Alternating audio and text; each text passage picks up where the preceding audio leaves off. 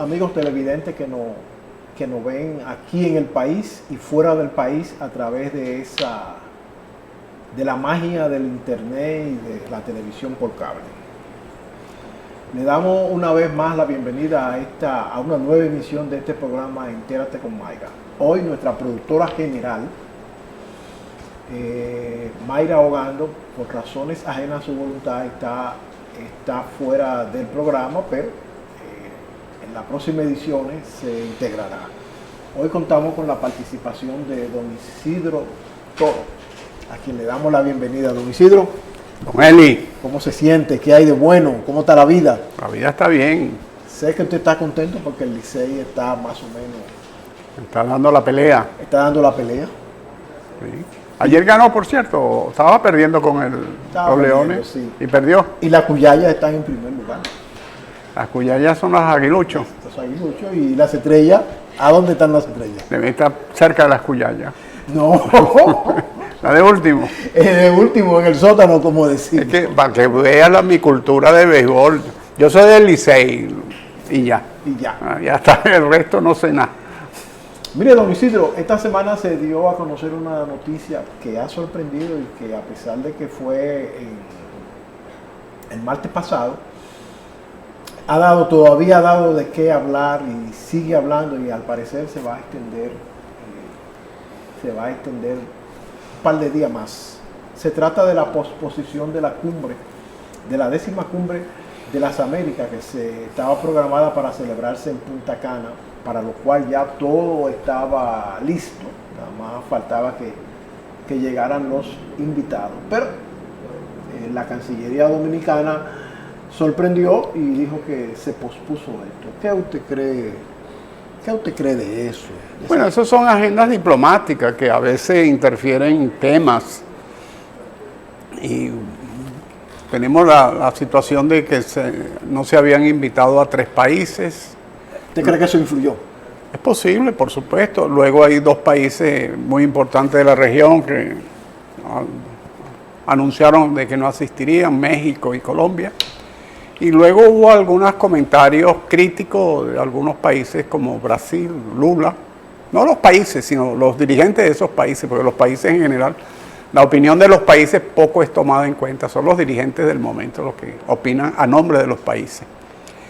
Lo que sucede es que yo tengo con respecto a eso una posición quizá un tanto distinta o crítica, en el sentido de que yo creo que los países latinoamericanos en general, o los países que no son parte de Estados Unidos y Canadá, no debemos dejar de quejarnos tanto y de ocuparnos de resolver nuestros problemas realmente, y no decir que los problemas son por culpa de otra persona. Vale decir, la LAC, Asociación Latinoamericana de Libre Comercio, se constituyó creo que en 60, 61. Sobre la LAC, bajo el paraguas de la LAC se crearon mecanismos de integración importantísimos, como el Pacto Andino, sobre la base del Acuerdo de Cartagena, que generó un comercio entre países como Bolivia, Perú, Chile originalmente, lo sacaron cuando entró el gobierno de Pinochet, Colombia, Ecuador, Venezuela, y luego integraron a Panamá. Llegaron a tener un pasaporte común, así como el pasaporte europeo. Ellos tenían un pasaporte común y una serie de ventajas que habían ido avanzando al paso de los años. ¿Y quién desintegró eso? Bueno, algunos liderazgos que llegaron a los países y sin tener una visión de historia ni una visión de Estado, la inmediatez los destruyó. La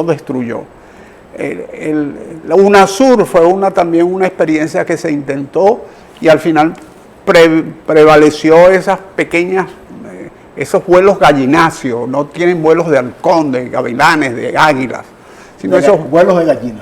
Gallináceos y caen. Y ahora usted ve Mercosur, que ya hay un debate con la elección en Bolivia, de que al parecer, yo no tengo la data completa, de que para establecer algunos convenios internacionales deben estos países pasar por Mercosur primero. Y parece ser que hay algunos países que quieren hacer convenios fuera de eso. Eso quizás va a traer ruido y a veces esos ruidos destruyen. Entonces, en vez de estar resolviendo nuestros problemas, nos vamos a eso, a decir, bueno, no invitaron el imperialismo, esto y lo otro, y lo otro, y lo otro. Entonces, no sé, yo tengo una visión muy, quizás, poco común con respecto a eso. Poco ortodoxa, diríamos. Pero No, es ortodoxa la mía, lo que no es común. Lo cierto, Isidro, don Isidro, es que la región está muy convulsa. Estados Unidos ha desplegado navíos militares de gran calado, como el famoso portaavión Gerald Ford o George Washington. Pero no ha llegado todavía al Caribe. ¿No ha llegado al Caribe? Acaba de pasar por Gibraltar. No, debe estar cerca. Entonces... Pero no ha llegado, está cerca no significa que ha llegado. Pende esa amenaza de que cualquier cosa que se le ocurra a Trump, disparen contra cualquier país, así como han disparado contra lanchas o yolitas presuntamente ligadas al narcotráfico, porque esto todavía no se ha... Se teme eso, o sea, hay esa tensión. Y por ese lado había países que habían protestado por eso, o sea, soterradamente por los canales diplomáticos. Y en ese momento yo pienso que fue una buena decisión de parte de la Cancillería, no sé si la Cancillería o por orden del Departamento de Estado, que pospusieran este evento porque pudiera convertirse que yo no estoy criticando en una torre de Babel, ¿no? En otra Babel entre países objetando a esa política de Estados Unidos. Yo no estoy criticando la decisión de la Cancillería Dominicana de suspender, yo creo que es lo correcto, porque frente a la mentalidad de los que vienen a este tipo de eventos, que lo que vienen es a drenar sus resentimientos, muchos de ellos, no todos, muchos de ellos, y hacer de este tipo de cumbres algo. Chávez decía una gran verdad, dice, los gobiernos van de cumbre en cumbre y los países van de precipicio en precipicio. Lo que pasa es que... No se equivocó, era sabio el comandante Chávez. En eso no se equivocó, Yo no, como todo político, tiene sus cosas buenas y sus cosas malas. Pero... Tocamos madera. Pero esas reuniones deberían ser para ser propositivas y conseguir canales de viabilizar el progreso de nuestros pueblos. Pero lo hacemos muchas veces como escenarios para drenar nuestros resentimientos. Recriminar y drenar los resentimientos. Sí. Bueno, pero lo cierto es que todavía no se ha anunciado la nueva fecha para esta cumbre, que es muy importante que se siga celebrando porque es un encuentro de América con Estados Unidos, ¿no? No, América es toda, incluyendo a Canadá y Estados Unidos. Con el gran hermano de los Estados Unidos, que ahí se pueden discutir diversos tipos de política y llegar a algún tipo de acuerdo que contribuyan al desarrollo de las naciones. ¿Es así o no es así? Es que todos esos encuentros son importantes y son interesantes y hay que hacerlo. Don Isidro, mire, el mundo se sorprendió porque en Nueva York, específicamente en Nueva York, en la alcaldía de Nueva York, ganó la alcaldía un musulmán. ¿Sí? Un musulmán marxista, con contradicción. Socialista, ¿no? Qué contradicción, porque tú no puedes ser musulmán y marxista. Claro. Y en la misma entraña del monstruo, como diría alguien, ¿no? Eso lo dijo José Martín. Pero fíjense ustedes, pero claro, dicen que es una contradicción marxista y musulmán.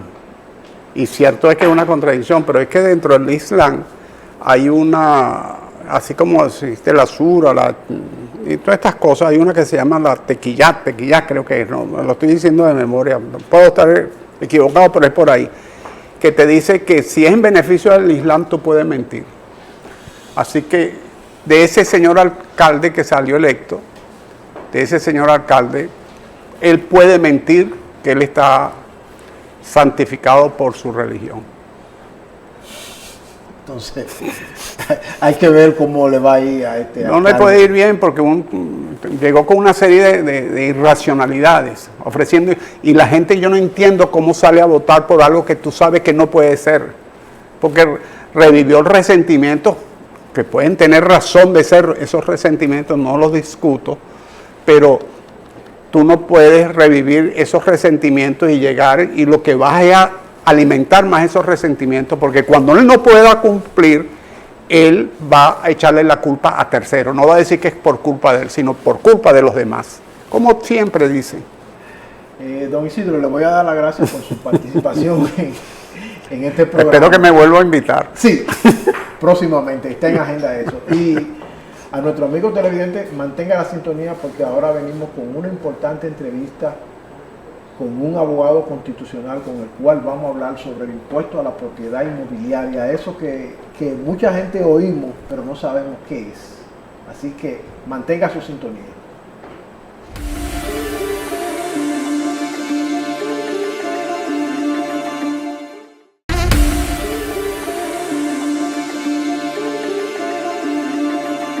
Entérate con Mayra. Tal y como habíamos prometido, hoy contamos con un invitado especial. Diríamos que un invitado de lujo. Se trata del abogado constitucionalista Delkin Olivero, con quien vamos a hablar sobre un tema muy importante que muchos dominicanos desconocemos. Se trata del impuesto a la propiedad inmobiliaria. Para esta entrevista contamos con la participación especial de don Isidro Toro Pampol, quien va a participar en esta entrevista haciéndole comentarios. Voy a coadyuvar. A coadyuvar, así que... ¿Le gusta esa palabrita? Me gusta. ¿Cómo está, don Eli? Muy bien. Pero me haga con la mano extendida. No, jamás. Pero yo no cobro por saludar. No cobra por saludar. Tenemos con nosotros al licenciado Delkin Olivero, abogado constitucionalista, pero es parte del equipo de coordinación de una organización, una institución que se autodenomina Mesa de Encuentro Vía Alternativa. Son dos conceptos bien interesantes, mesa de encuentro por un lado y vía alternativa por otro. ¿Usted nos podría, antes de entrar al tema de fondo, dibujar un poco para que nuestro público comprenda qué es eso de una mesa de encuentro y qué es vía alternativa? Primero, antes de, mi saludo para ustedes, don Eli, placer habernos invitado a esta sesión de su respetado programa, Entérate con Mayra. Pampol, siempre atento a las cosas que nos interesan como país, que le interesa a la República Dominicana. Mira, el tema o el nombre Vía Alternativa es un nombre que pega mucho, que suena bonito. Parece como si fuera un partido político. Vía Alternativa. ¿Pero es un partido político? No, jamás. No. Es un partido, pero no partidario.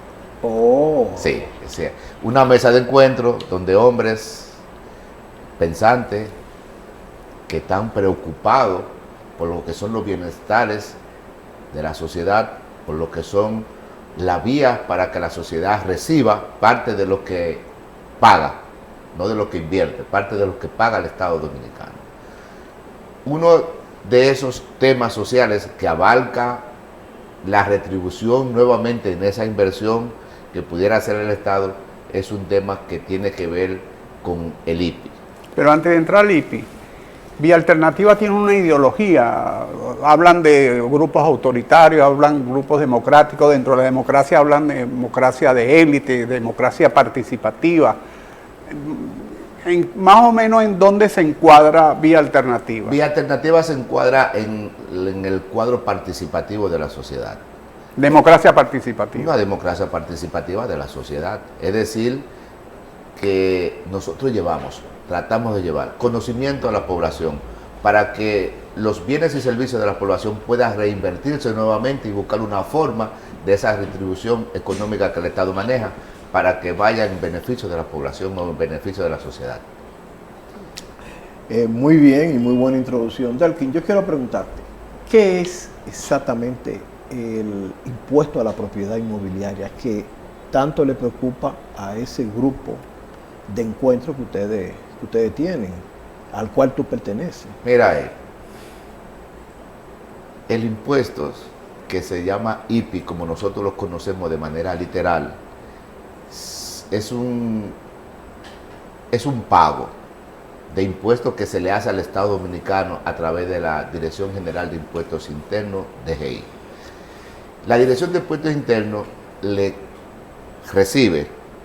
impone a los propietarios de bienes inmobiliarios una cuota a partir de una cantidad X o de un porcentaje de vivienda a partir de un valor X. Mientras más bienes tú tienes, más impuestos pagas. ¿Qué sucede con esos ingresos que tiene el Estado Dominicano a través de la DGI? Que nunca son eficientizados, no van destinados, como dice la ley, a los sectores que deben recibir esos pagos. No se beneficia, el que paga los impuestos no saben qué se gastan esos impuestos, que no son gastos del Estado propio en sus intereses políticos, social o político partidario, como se ha hecho siempre. Hay una ley específica que se establece para cómo deben ser usados esos fondos, que lo establece la ley 188-88 en su artículo 17, que dice cómo van a ser distribuidos esos fondos del Estado a través del IPI recopilado por la Dirección General de Impuestos Internos. ¿A partir de qué monto se comienza a pagar este impuesto? Estaba hace ya un par de años sobre los 5 millones de pesos a la propiedad intelectual. 5 millones de pesos. Ahora está en 8 millones, estaba en 5, ahora está a partir de 8 millones de pesos. Es decir, que si yo tengo una propiedad de 8 millones de pesos, tengo que pagar anualmente el 1% del valor de esa propiedad. De esa propiedad. Tengo entendido, perdón, es que la indexación última lo llevó a 10 millones y algo de pesos. Y tú pagas el valor de la propiedad sobre 10 millones. Si la propiedad cuesta 12 millones, pagas por 2 millones de pesos, no por los 12. No, por el excedente, que por el a excedente. Partir de ahí. O sea, tiene un monto específico a partir del excedente de ese monto. Y también un cúmulo de la cantidad de propiedades que tú tengas. O sea, Claro, se unifican todas las propiedades. Es decir, un ciudadano que tenga propiedades por valor de 20 millones, inmobiliaria de 20 millones de pesos, tiene que pagar por cada propiedad una, o le unifican. No, en términos genéricos. O sea, si tú tienes 3 propiedades y las 3 propiedades, cada una de ellas de manera individual, cuesta 4 millones de pesos. Tú por una no pagas, ni por 2 tampoco pagas. Pero por 3 la suma hacen 12 millones de pesos. Entonces tú pagarías a partir del excedente de los 10 millones de pesos. Este impuesto está especializado en la recaudación, está especializada por ley hacia dónde deben de... Hay una ley que establece cómo van a ser utilizados esos fondos. Por ejemplo, la ley 188-88 especifica de manera clara en su artículo 17 dónde van a ser distribuidos y cómo van a ser distribuidos esos fondos. Te lo explico. Esa ley establece que el 80% de esos fondos especializados deben ser invertidos en sociedad, en inversión inmobiliaria, por ejemplo, y deben ser distribuidos, o el Estado debe distribuirlo hacia una entidad del Estado que pueda manejarlo. Pero ¿cómo va a manejarlo? Como tú quieras. No. Le especifica de manera clara que tú debes hacer las inversiones de esos fondos, pero la institución o el ministerio que te ha encargado para utilizar esos fondos solamente va a usar esos fondos para la viabilización o la materialización de la utilización de esos fondos. Ahora bien,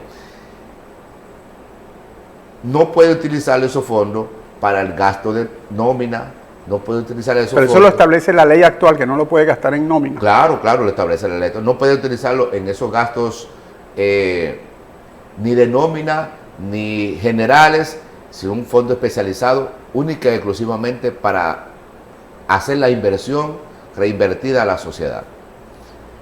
Esa misma ley, esa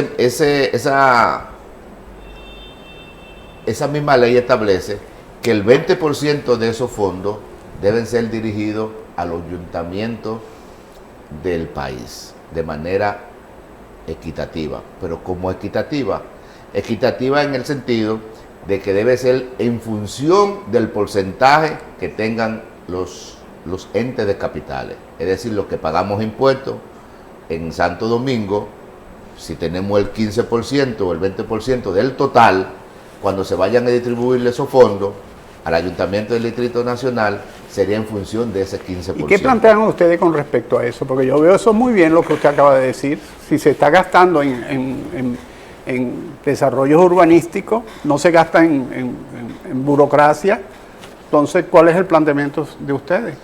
Mira, el planteamiento nuestro es organizar instituciones para que esos fondos vayan directamente a un fondo de inversión social.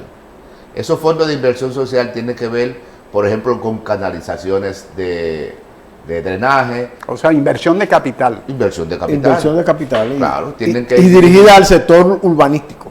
A los sectores urbanísticos, porque no es solamente uno, hay sectores urbanísticos que están distribuidos en diferentes tipos de sociedades a nivel de la función que tú hagas. Necesariamente no tiene que ir a un área especializada como puede ser la canalización de agua potable. Por ejemplo, los drenajes que ahora los drenajes fluviales. Que en esta ciudad de Santo Domingo se ha visto tan atormentada con las lluvias. Por ejemplo, nosotros tenemos en la República Dominicana y específicamente en las ciudades más grandes, personas que viven en zonas, además de peligrosas, muy paupérrimas, y el Estado Dominicano no ha establecido una política para la mejoría de esa persona. Creo que ese fondo debían ser invertidos para que esa persona tenga mejor calidad de vida, si hay que sacarlo de ese sector y llevarlo a otro sector. Por ejemplo, el desarrollo urbanístico. Un desarrollo urbanístico. Podría ser también que esa persona que está en ese estado vulnerable se le haga, como se hace en todos los países, un refugio. Por si viene un ciclón, la gente pueda ser colocado. No así como se hace en la práctica, que la persona lo que hace es que salen despavoridos de esos sectores, se meten a la iglesia, se meten a los clubes, se meten a las escuelas. A las escuelas. Entonces, cuando pasa la tormenta, entonces hay un problema social peor, porque los muchachos no pueden ir a la escuela, está sucia, está demandada. ¿Cuánto es el monto del IPI anualmente? En el año pasado, por ejemplo, ¿cuánto recaudó el Estado en ese impuesto? ¿Cuánto? ¿En miles de millones de pesos o centenares? El año pasado nosotros tenemos conocimiento que eso anduvo por los 5.000 millones de pesos. Pero es poco lo que se recauda. No es poco, Eli. Depende del uso que tú le vayas a dar. 5.000 millones de pesos, tú haces más de una casita. Haces mucho más de una casita, en 5.000, y haces refugio que pudiera tener personas que puedan ver. O haces un buen drenaje. Y pudiera tener las aguas residuales que andan por la calle, tú pudieras canalizarlas. En alguna ciudad, en algunos pueblos. ¿Y qué plantean ustedes? Que se gaste el 80% de eso en bienes de capital, en inversión de capital. Nosotros en esa mesa temática, nosotros hemos planteado llevar la asesoría al Estado Dominicano, a las instituciones dominicanas, a la población de manera en general, que esos fondos debían ser manejados de manera muy pulcra, de manera social. O sea, ese 80% que se recibe de esa cantidad debían ser manejados para resolver los problemas sociales de la gente que paga sus impuestos y que la gente pueda ver, el que paga sus impuestos pueda ver dónde se invirtieron. Pero ustedes plantean que se le entregue eso a un ministerio, a una institución, se cree un fondo especial. ¿Cómo se manejaría ese fondo? La ley establece que deben ser entregados a un ministerio y el ministerio debe aplicar la política de inversión, sin incluir... Pero un ministerio cualquiera, perdone que la interrumpa, o a un ministerio específico. No, hay ministerios especializados que tienen que ver con la vivienda y con el fondo de inversión que tiene que ver la sociedad, que tiene que ver el Estado. O sea, tú no puedes agarrar... O sea, que eso no iría a la Dirección General directamente bueno, sí, pasa por presupuesto. No, pero es obligatorio que... Y de ahí lo distribuyen a la institución que... A la institución que esté afine con la población para esos fondos de inversión. Tú no puedes llevar eso a obra pública de manera directa porque obra pública lo abre en carretera, porque tiene su presupuesto para hacer carretera. Tú no lo puedes llevar al Ministerio de Trabajo porque el Ministerio de Trabajo lo que tiene que ver es con la peleomanía. Tú tienes que buscar una institución afín de la que tiene el Estado que pueda hacer las inversiones directamente con el sector inmobiliario. Aparte del IPI, ustedes, vi una nota hace algún tiempo atrás que estaban trabajando sobre el referéndum, la disposición constitucional del referéndum. Hay un proyecto de ley introducido hace varios años en el Congreso, habrá perimido, me imagino yo, que presentó Antoleano Peralta sobre la aplicación o viabilizar el referéndum en la sociedad dominicana. ¿Qué nos puede hablar usted como constitucionalista sobre eso? Evidentemente nosotros hemos perdido la capacidad, diría yo, de armonizar las ideas. Y creo que es un buen proyecto. Antoleano, un gran jurista dominicano, tiene una idea brillante, pero ese proyecto no ha pasado más que ese sometimiento porque hay un sector de la población que a lo mejor no le interesa que ese proyecto se conozca. Pero creo que es una buena inversión social. Pero el referéndum, constitucionalmente, ¿para qué es útil el referéndum? ¿Para qué? Es útil el referéndum. Para que nosotros decidamos lo que vamos a hacer con ¿Sobre qué materia? Por ejemplo, ¿materia impositiva puede aplicarse el referéndum o está prohibido por la Constitución? No. Evidentemente ese proyecto que hace el doctor Lontaliano va específicamente viabilizado para los pagos impositivos y que tienen que ver relacionado con la... O sea, no puede ir la materia impositiva a referéndum. Bueno, ¿cómo te explico? Es un tema. Te la puse difícil. Sí, pero es un tema, porque nosotros tenemos por costumbre que los pagos impositivos deben ir dirigidos solamente a un sector, a una parte No, porque le digo porque hay muchos países que están establecido el referéndum, pero estrictamente en sus constituciones se prohíbe que las materias impositivas vayan a referéndum, porque entonces la gente votaría contra los aumentos de impuestos. Pero eso te digo que es un tema, un asunto difícil porque los pagos impositivos cuando el gobierno lo aplica entonces se hace impopular. O cuando un partido político lo propone te dicen yo no voy a votar por él porque entonces me va a subir los impuestos. O sea, es un tema que... Por ejemplo, el aborto debería ir al referéndum. El aborto debería ir al referéndum, según mi opinión, sí. Delkin, volviendo al impuesto de la propiedad inmobiliaria, este impuesto tiene un alto nivel de evasión, porque la referencia que tengo es que la gente no lo paga, pero que cuando lo va a vender, tiene que entregarle al nuevo comprador esa cuenta liquidada o deducirla del precio al cual se la vende. Bueno, es una pregunta importantísima. Toda la persona que va a comprar un inmueble, lo primero que se asesora es que el inmueble esté registrado, que su documentación esté al día, que no sea falseada y hace las comprobaciones en el registro inmobiliario para saber si ciertamente eso se corresponde con lo que él está comprando o con lo que le proponen en venta. Ahora bien, posterior a eso entonces se baja impuestos internos para saber en qué condiciones está esa propiedad, si ciertamente tiene un registro, si cuenta con un asiento y si ha pagado sus impuestos. Si el inmueble no ha pagado sus impuestos, pues evidentemente cuando se va a hacer la transacción de pago, impuesto interno entonces recauda los fondos que haya tenido atrasados. Pero una parte importante de eso es que impuestos internos o la Dirección General de Impuestos Internos siempre va a cobrar. Por eso tú no ves que impuestos internos persigue a las personas que tienen registro inmobiliario, porque en algún momento ellos cobran. Y cuando ellos no le pagan de manera secuencial los impuestos, ese impuesto, además de acumularse, también tiene una mora y se va acumulando. Al momento de tú hacer la transacción, eso tiene que ser liquidado. Cuando se hace una transacción tiene que llevar la solvencia de que ha pagado ese impuesto. No, tiene que tener una certificación de impuestos. Una solvencia, una certificación. Eso se pagó. Pero yo he oído a nivel de leyenda urbana de que mucha gente pueden perder su vivienda y que esa vivienda pase a nombre de Estado porque es tanta la deuda que acumulan que Claro, si no paga año tras año, porque eso lo tienes que pagar anualmente. Y te dan dos chances, uno que va hasta junio y otro que va hasta diciembre. Puedes pagar el 50% en ese primer... Pero hay acuerdo. La Exacto. gente hay acuerdo para pagar esos impuestos. Pero si tú dejas acumular eso año tras año, 10 años, 15, 20 años, más los intereses, más las multas, las moras, etcétera. El Estado puede accionar contra esa vivienda. Puede accionar. Aquí no pasa. En la práctica no pasa. Sí, la pero ley si vas a vender la propiedad, tiene que pagar los impuestos. tiene que pagar los impuestos atrasados, que muchas veces son el 15, el 20, el 30% del valor del Y inmueble. normalmente nosotros tenemos como costumbre, para incentivar el pago de los atrasos de esos inmuebles, utilizar lo que el Estado dice, tiene un término, una exención de pago. Si tú debes 10 meses, 10 años, vas a pagar 3, si debes 5, vas a pagar 2, y entonces te viabilizan y te ponen al día con esos pagos. O sea, que siempre se le busca la vuelta, como decimos. A todos siempre el Estado, el gobierno siempre da una exención de pago a los impuestos, no solamente del IPI, sino de todo.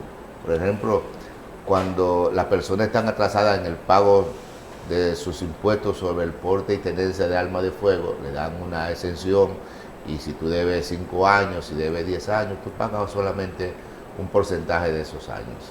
Si no dieran esas exenciones, quizás no habría que hacer reforma fiscal.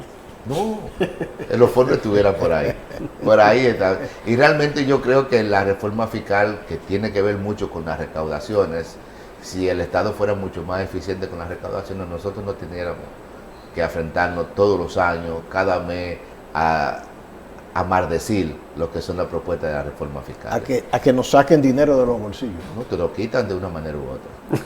Delkin, ¿hay alguna provincia del país que recaude más por este impuesto que, por ejemplo, la capital se sabe que es la que va adelante por su gran desarrollo urbanístico, pero en las provincias, hay provincias, yo me imagino que esa recaudación será prácticamente Pírrica. Como dicen en el campo mío, asigún. así.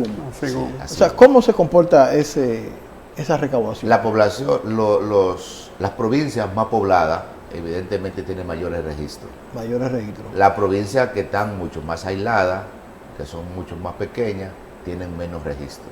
Incluso hay algunas que no pagan registro.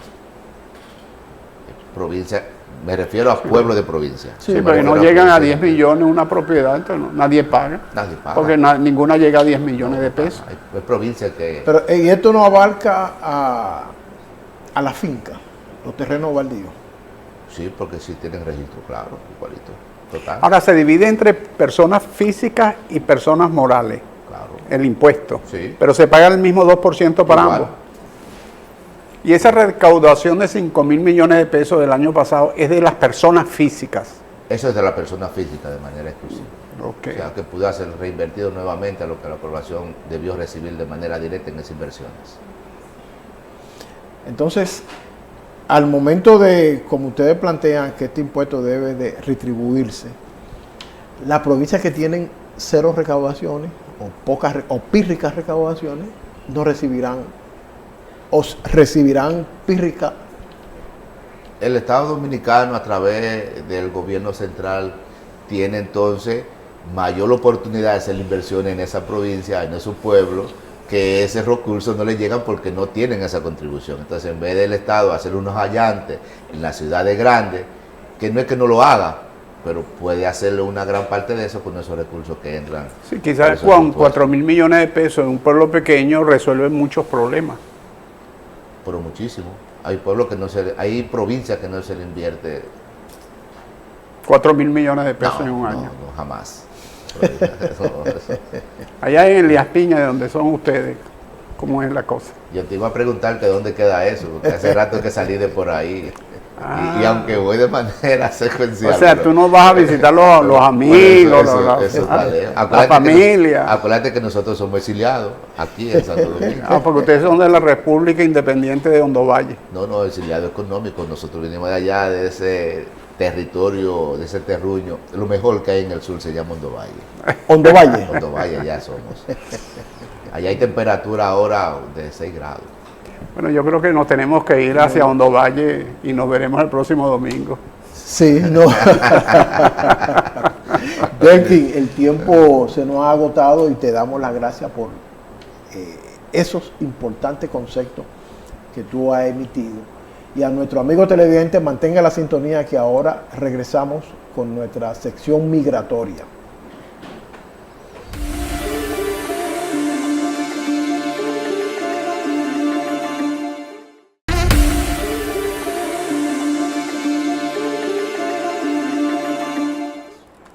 Hemos llegado al momento, uno de los momentos estelares de este programa. Se trata de la sesión migratoria con Sara Espinosa. Sara, saludos. Gracias, Don Eli. ¿Cómo le va? Luce muy bien atildada hoy. Ay, gracias, Don Eli. Me siento muy bien por la gracia de Dios y muy activa en el día de hoy con el tema que tenemos en la sección migratoria. Señores, ¿Cuál es el tema? Tenemos un tema interesante, como todos los domingos, que traigo temas interesantes en la sección migratoria, y es: ¿cuál es el propósito de su viaje? Esa es una pregunta que suelen mucho hacer los cónsules, esos oficiales les preguntan a ustedes: ¿cuál es su propósito de viaje? ¿Cuál es su propósito de viaje, señores? Esa es una pregunta muy cumbre. ¿A qué usted va a Estados Unidos? ¿A qué usted va a los Estados Unidos? ¿Cuál es su propósito de viaje? Pues, ¿qué tienes que responder? Primero vamos a definir qué es un propósito de viaje, ¿verdad que sí? Para que ustedes, amigos televidentes, puedan ver definido completamente el propósito de viaje. Así es que el propósito de viaje es la razón o actividad principal que motiva un desplazamiento, ya sea por placer, negocios, estudios o para participar en eventos específicos como una convención o una conferencia. Este puede ser un propósito de viaje, como ustedes lo pudieron ver en pantalla, específico. Ahora bien, de dicho al hecho, hay un gran trecho. Bueno, entonces saben que, amigos televidentes, muchas veces en una entrevista consular, las personas que están frente a ese oficial consular se les pasa, se les va y no contestan bien cuál es su propósito de viaje. Por lo que hoy le voy a dar algunos tips importantes que usted debe de saber y conocer en el momento de su entrevista consular, cómo deben contestar con relación a su propósito de viaje. Podemos ver que el propósito de viaje debe ser específico, tiene que tener una razón. ¿A qué usted va a los Estados Unidos? ¿Cuál es su propósito de viaje? Bueno, no conteste de forma global a conocer. Oh my God, todo el mundo quiere conocer los Estados Unidos, pero tiene que haber algo específico que usted quiera conocer allá. Una de las razones pueden ser: te quiero ir a Times Square. Claro, quiero ir a Times Square o al Yankee Stadium. Señores, es una razón muy particular para ver ese juego de pelota, que usted es aficionado al béisbol. Entonces, ahí el cónsul, dentro de su entrevista consular, frente a ese cónsul poderoso, pues puede ver la intención de su viaje. También puedo señalar que usted, cuando vaya a solicitar su visa, tiene que saber elegir la ciudad a donde usted va a visitar. ¿Por qué? Porque si usted no tiene un poder adquisitivo, económico, sustentable, señores, no elijan ir a la Florida para ir a los parques, porque inmediatamente ese cónsul va a calcular y quiere saber si su poder adquisitivo le va a permitir ir a esa ciudad tan costosa. O sea, que debemos de saber a cuáles lugares o a qué ciudad dentro de los Estados Unidos nosotros podemos ir y cómo nuestro poder adquisitivo nos puede ayudar a empujarnos un poquito para poder disfrutar de este viaje. Así es, don Eli. Entonces, para uno evitar caer en gancho, ¿qué uno debe de hacer? Ir con la mente preparada. No, yo voy al Alto Manhattan a visitar a mi madre.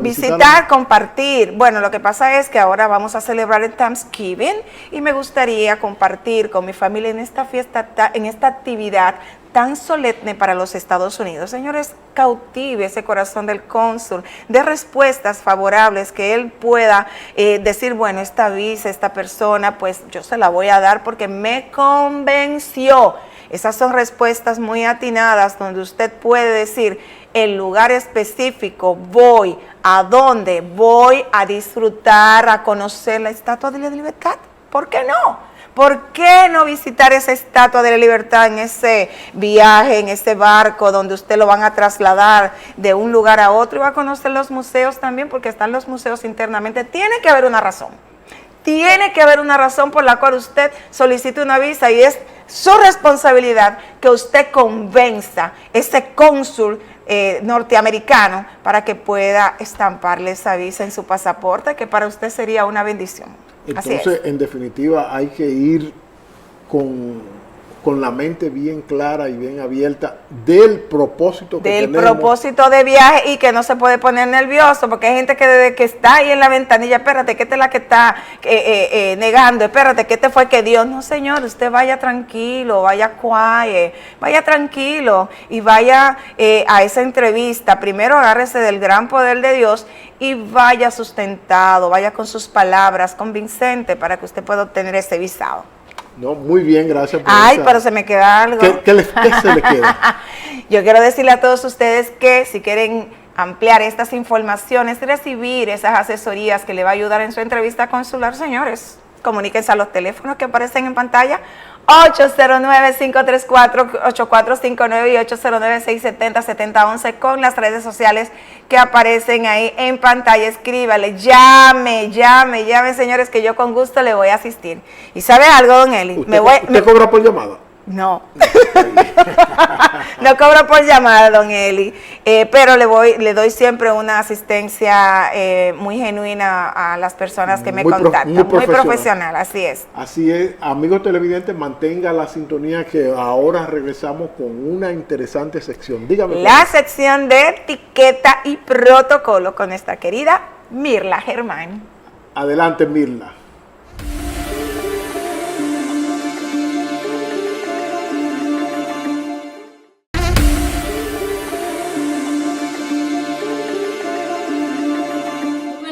Amigas y amigos de Entérate con Mayra. En la mañana de hoy yo voy a continuar dándoles recomendaciones a ustedes, mujeres, para que sean elegantes y sabernos comportar en esta sociedad. Lo primero que quiero decirle es que otras de las recomendaciones que le doy es que si estamos en una actividad o en cualquier lugar, es rascarse. He visto muchas mujeres que se empiezan a rascar la cabeza, el cabello o rascarse en cualquier parte del cuerpo. Esto denota mucho en la persona, entonces recomiendo no hacerlo. Igual es comerse las uñas. He visto muchas jóvenes que están en actividades donde hacen esto y de verdad esto se ve muy feo, se ve poco estético en nosotras las mujeres. De igual forma quiero decirles el chicle. A veces he visto personas que el chicle lo mastican con desesperación. Igual también empiezan a hacer bolas de chicles. Y esto es muy desagradable. Usted va a querer comerse un chicle. Bueno, vamos a ver cuál es el momento adecuado y el lugar. Porque no es recomendable estar en un evento o una actividad y estar con un chicle en la boca. Lo que también quería decirle es con relación a criticar, chismear, juzgar. Este cuchicheo que a veces hacemos entre nosotras las mujeres, es bueno dejarlo a un lado. Quizá deje eso en su casa, o ni siquiera en su casa. No es bueno estar con el chisme y las críticas. Y eso se ve muy mal. Otra de mis recomendaciones es no estar tan al descubierto. Esto no hace ver a una mujer elegante, que si se pone una falda corta, con una blusa, con un escote, sin manga. No, se ve un poco vulgar. Más elegante y sexy se ve si usted se puede poner un pantalón largo, normal, entonces una blusa, algo coqueta, sensual. Es decir, usted tener una vestimenta donde usted deje ver un poquito, pero no tanto en la exageración, que no cae algo un poquito en lo vulgar. Otra cosa también que le quería recomendar, también que debemos tener muy pendiente, es cómo debemos comportarnos en la mesa, porque ya se lo he dicho en varias ocasiones de qué manera debemos manejarnos para no pasar como una persona que no tiene conocimiento con relación al manejo al momento de estar en una mesa. Y por último, quiero recomendarle y que tengan esto muy pendiente, es vestir según la ocasión, la hora, el momento y la actividad.